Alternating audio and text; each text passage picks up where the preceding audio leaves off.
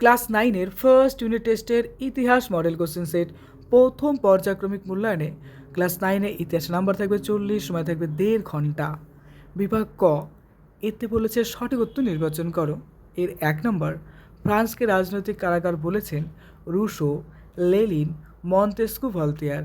ফ্রান্সকে রাজনৈতিক কারাগার বলেছেন, সঠিক উত্তর দেখো হবে ভলতেয়ার। এরপরে 2 নম্বর, ইন্টেন্ডেন্টরা ছিলেন ফ্রান্সের প্রজা, সরকারি কর্মচারী, রাজা, সামন্তদের কর্মচারী। দেখো সঠিক উত্তর হবে এটা সরকারি কর্মচারী।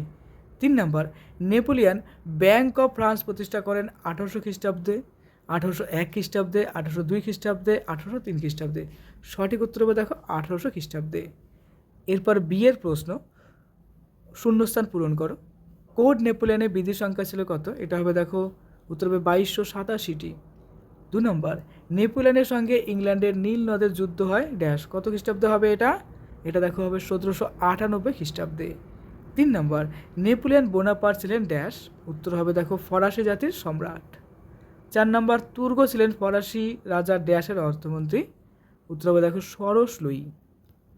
এরপর 5 নম্বর, ফ্রান্সে স্বৈরাচারী রাজতন্ত্রের প্রতীক ছিল ড্যাশ দুর্গ, উত্তর হবে দেখো বাস্তিল দুর্গ। 3-এর প্রশ্ন, নিচের প্রশ্নগুলোর উত্তর দাও। দেখো এই ক্ষেত্রে সি এর প্রশ্ন, সি এর 1 নম্বর, কাকে চাবি সারাইওয়ালা রাজা বলা হয়? উত্তর হবে এটা রাজা সরস লুইকে বলা হয়। 2 নম্বর, নেপোলিয়ন কত বছর বয়সে ফ্রান্সের সম্রাট হন? উত্তর হবে 35 বছর বয়সে। 3 নম্বর, টেইলি কি? উত্তর সম্পত্তিকর। 4 নম্বর, কাকে ঐশ্বর্যের ইন্দ্রপুরী বলা হতো? উত্তর হবে ভার্সাইয়ের রাজপ্রাসাদকে ঐশ্বর্যের ইন্দ্রপুরী বলা হতো। বিভাগ খ, এখানে দেখো বলেছে যে কোনো 4টি প্রশ্নের উত্তর দাও, প্রত্যেকটির জন্য দেখো 2 নম্বর করে রয়েছে। প্রথম প্রশ্ন ক নম্বর, ফিজিওক্র্যাটস কারা? খুব ইম্পর্টেন্ট প্রশ্ন। খ নম্বর, ফ্রান্সকে রাজনৈতিক কারাগার বলা হয় কেন? এটা ইম্পর্টেন্ট। তারপরে গ নম্বর, অস্ট্রিয়া রিজিম বলতে কী বোঝো? তারপরে ঘ নম্বর, প্যাট্রিশিয়ান ও প্লেবিয়ান কারা?